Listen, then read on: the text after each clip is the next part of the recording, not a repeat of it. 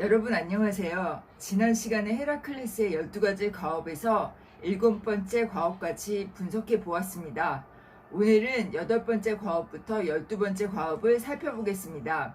헤라클레스는 데이아 네이라가 그의 옷에 발라놓은 네소스 피 속에 히드라의 독이 퍼지면서 죽음을 맞이하게 됩니다. 그는 옷을 벗으려 했지만 벗을 수 없음을 알고 죽음을 받아들입니다. 헤라클레스는 하인들에게 장례를 치를 장작을 산처럼 쌓으라고 지시하고 결연한 표정으로 그 위에 누워 불을 붙이라고 합니다. 그렇게 최고의 영웅은 죽음을 맞이합니다. 그의 육신은 연기가 되어 하늘로 올라가 헤라와 화해를 하고 헤라의 딸 헤베와 결혼을 합니다. 헤라클레스에게 죽음은 한없이 강한 힘과 욕망을 조절할 수 있는 계기가 됩니다. 12가지 과업과 죽음을 통해 그가 성숙해가는 과정을 살펴보겠습니다. 구독과 좋아요 부탁드려요.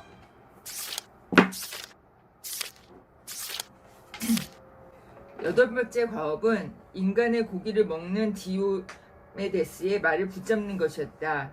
인간의 고기를 먹는 말은 의식을 잡아먹으려는 무의식의 측면을 상징한다. 말이 원래 풀을 먹어야 함에도 인간의 고기를 먹는다는 것은 이 말이 비정상적인 상태에 놓여 있음을 의미한다. 말은 원래 무의식이 갖고 있는 역동성과 이동성을 의미한다. 하지만 디오메데스의 말은 인간을 태우고 이동하는 것이 아니라 도리어 자신의 주인이 되는 인간을 잡아먹는 변태적인 성향을 띠고 있다. 이는 마치 자가 면역 질환과 비슷하다. 인간을 괴롭히는 만성 질환 중에 자가 면역 질환이라는 것이 있다.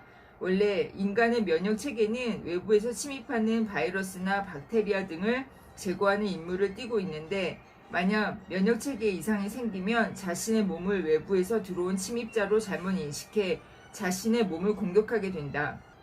마찬가지로 인간이 부려야 하는 말이 도리어 인간을 잡아먹는다는 것은 무의식이 의식을 사로잡아버리는 비정상적인 상황을 뜻한다. 이런 예로는 정신병을 들 수 있다. 무의식의 힘이 너무 비대해지게 되면 의식을 사로잡아 현실감이 없어지고 자기 세계에 빠져들고 만다. 이런 상태가 되면 몽상과 망상, 환각에 시달리게 되어 환각이 현실이 되고 현실은 비현실로 바뀌고 만다. 따라서 이런 무의식의 위험한 측면을 상징하는 디오메데스의 말을 사로잡아야 헤라클레스는 자신의 광기에서 벗어날 수 있는 것이다. 9번째 과업은 아마존족의 여왕인 히폴리테의 허리띠를 가져오는 것이었다.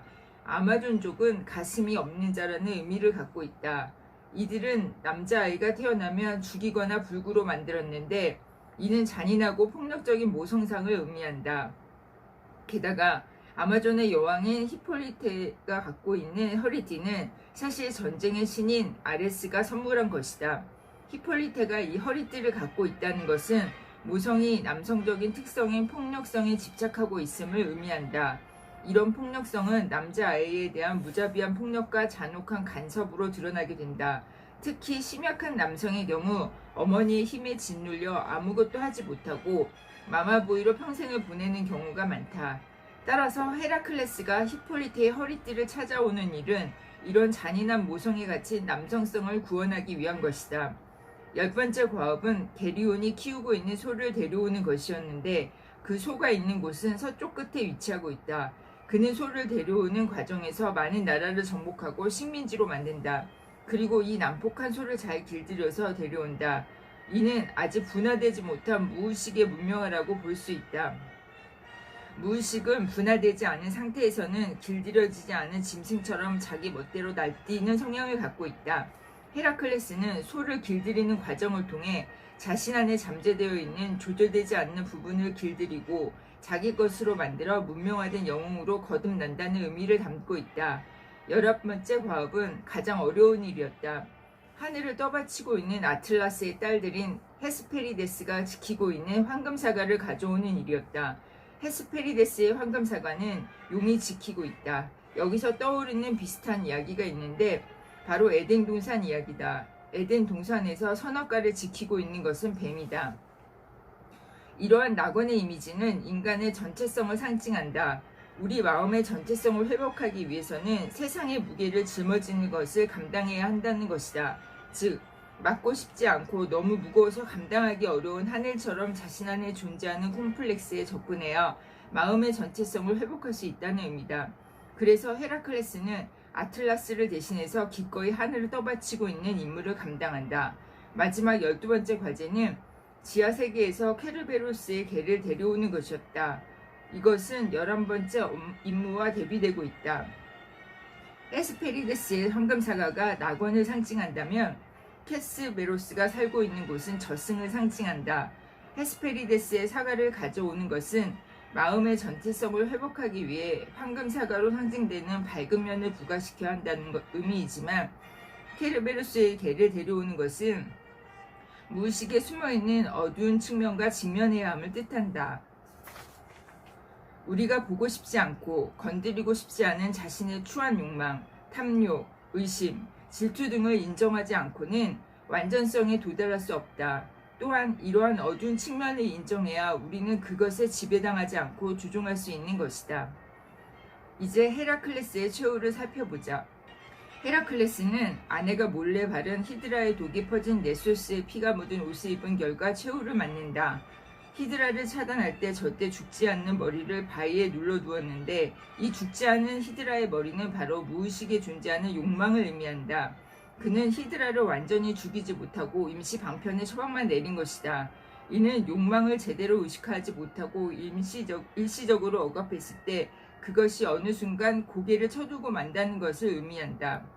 그런데 여기서 재미있는 점은 욕망은 사실처럼 연결되어 있다는 것이다. 켄타우로스족인 네소스는 데이아네이라를 강간하려는 욕망을 갖고 있고 헤라클레스는 새로 알게 된 여인인 이올레에게 반한다. 데이아네이라는 헤라클레스를 영원히 소유하고 싶은 욕망 때문에 네소스의 피를 이용하는데 네소스는 히드라의 독이 묻은 헤라클레스의 화살을 맞았기 때문에 히드라의 독에 감염되어 있었다. 이런 욕망의 사슬로 인해 헤라클레스는 최후를 맞게 되는 것이다. 그리고 그는 장작불에 누워 자신의 몸을 불태우게 된다. 즉 승화되지 않은 욕망을 불에 태움으로써 그의 욕망은 정화된다. 이렇게 함으로써 그의 개성화 과정은 끝나게 된다. 마지막에 의식화하고 조절되어야 하는 것은 바로 인간의 욕망인 것이다. 그런데 한 가지 주목할 점은 헤라클레스의 욕망이 승화될 수 있었던 것은 그의 몸에 독이 퍼져 모든 것을 체념할 때였다. 그리고 기꺼이 장작에 올라 담담하게 죽음을 맞이할 때에야 비로소 욕망을 조절할 수 있는 계기가 마련되었다. 이를 통해 욕망을 정복하는 방법은 단순하다는 사실을 알 수 있다. 어깨에 힘을 빼고 운명을 받아들이자 오히려 욕망을 다스릴 수 있게 된 것이다. 욕망을 정복한 것은 결코 그의 억센 힘과 용기가 아니었다.